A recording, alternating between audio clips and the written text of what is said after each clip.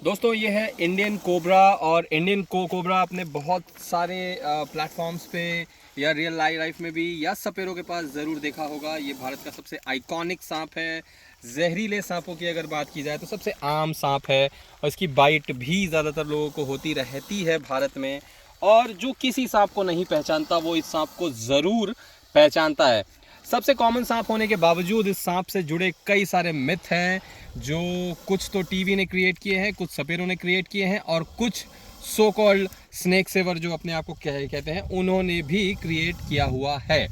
दोस्तों ये सांप वैसे तो काफ़ी आम है, लेकिन आजकल इसकी आबादी गिर रही है और उसका कारण जो है वो ह्यूमन इंटरवेंशन है। बहुत सारे इसके छोटे मोटे रीजंस हैं, लेकिन बेसिक रीज़न जो सबसे बड़ा है वो है ह्यूमन इंटरवेंशन, इसका हैबिटेट लॉस। जी हाँ, आप जो देख रहे हैं सांप, अभी अभी इसको रेस्क्यू करके हमने लाया है और यहाँ पे हमने इसको छोड़ा है।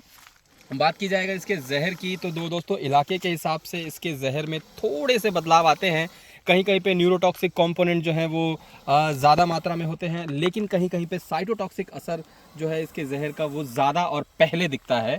ये सांप बहुत ज़्यादा डिफेंसिव नेचर का होता है। डिफेंसिव शब्द का इस्तेमाल मैं इसलिए कर रहा हूँ क्योंकि ये जो पोस्चर आप देख रहे हैं ये इसका डिफेंसिव पोस्चर है, क्योंकि ये पोस्चर ये कभी भी अपने शिकार के लिए नहीं अपनाता। हमेशा ये पोस्चर अपने प्रोबेबल शिकारी के लिए ही अपनाता है, उसको इंटिमिडेट करने के लिए अपनाता है। बात की जाए इसके सिर के पीछे के स्पेक्टिकल्स की तो कई वैज्ञानिकों का मानना है कि ये जो स्पेक्टिकल हैं ये शिकारियों को आंखों की तरह दिखते हैं और पीछे से होने वाले अटैक से कहीं ना कहीं इसको बचाने का काम वो स्पेक्टिकल जो है वो करते हैं। जी हाँ दोस्तों, ये बहुत आइकॉनिक सांप है भारत का और आप अभी देख रहे हैं इसका एक लाइव डेमोन्स्ट्रेशन। अमित जी, आपने जैसे इसके हुड की बात करी, दो सवाल आ रहे हैं। एक, हमारे जो टीम के सदस्य हैं कमल जी, उनके मित्र हैं रविंद्र पटेल, उन्होंने हाल के ही दिनों में जब उनसे भेंट हुई थी तो उन्होंने ये सवाल किया था कि कई सारी इंस्टाग्राम रील्स पे या यूट्यूब शॉर्ट वीडियोस पे उन्होंने देखा है कि जब इस कोबरा इस पोजीशन में होता है तो कई सारे जो व्यक्ति हैं वो पीछे से कुछ यूं, अगर आप देख पा रहे हो मेरा हाथ, इस तरह से पीछे से हाथ ले जाकर उसके हेड को प्रेस करते हैं, फिर हेड होल्ड कर लेते हैं। तो उनके मन में ये सवाल था कि ऐसा कैसे पॉसिबल हो पाता है कि पीछे से जाकर उसको इस तरह से वो हेड होल्ड कर लेते हैं। बहुत शानदार ये सवाल है और अगर अभी आप देख पा रहे हैं तो आप देखेंगे कि ये जो सांप है ये जैसे जैसे मैं हिलूंगा ये अपनी आंखों को, अपने सिर को मेरे साथ साथ हिलाएगा। ये मुझे एज अ डेंजर जो है वो देख रहा है। उसकी आंखें जो है वो सामने की तरफ है और फोकस है मेरे ऊपर।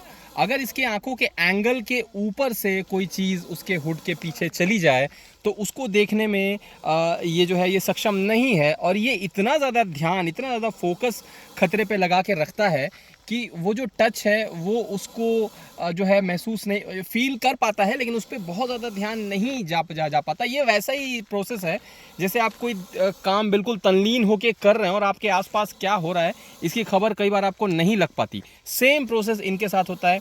खतरे पे या हिलने डुलने वाली चीज़ पे ये अपनी निगाह को, अपने ध्यान को इतना फोकस करके रखते हैं कि जब कोई ऑब्जेक्ट या हमारा हाथ उसके हुड के पीछे जाता है तो उसका ध्यान जो है उस तरफ नहीं जा पाता। खतरे को ये अपने आंखों के सामने रखना पसंद करते हैं। तो क्या ऐसा करना सही है? बिल्कुल ही गलत है। नैतिक तौर पे भी ये सरासर जो है रॉन्ग प्रैक्टिस है और खतरे को इनवाइट करना तो बिल्कुल है ही ये। और ऐसा करके सोशल मीडिया प्लेटफॉर्म पे ऐसा करके हम अनजाने में ही, जाने अनजाने, हम आने वाले लोगों के लिए या युवाओं के लिए मौत के रास्ते जो है वो खोल देते हैं, क्योंकि अल्टीमेटली ये एक जंगली जीव ही है और आप नहीं बता सकते कि एट टाइम्स इसका बिहेवियर कब बदल जाएगा और ये कब बाइट कर लेगा। तो दूसरा सवाल जो है वो सरफराज जी का है और उसे हम अगले वीडियो में लेंगे क्योंकि ज़्यादा लंबी इस वीडियो को करने की आवश्यकता नहीं है। सवाल हम यहाँ पर छोड़े जा रहे हैं। सरफराज जी का ये सवाल था कि कोबरा और रसल्स वाइपर में कई बार ऐसा होता है कि रसल वाइपर की बाइट के बाद मरीज़ की डेथ नहीं होती, ऐसा उनका कहना है और इससे कई लोगों में रसल वाइपर के प्रति जो भय की भावना थी वो कम होती जा रही है। इस सवाल के जवाब के साथ हम बहुत जल्द अगले वीडियो में आएंगे दोस्तों। तब तक के लिए जय हिंद, वंदे मातरम।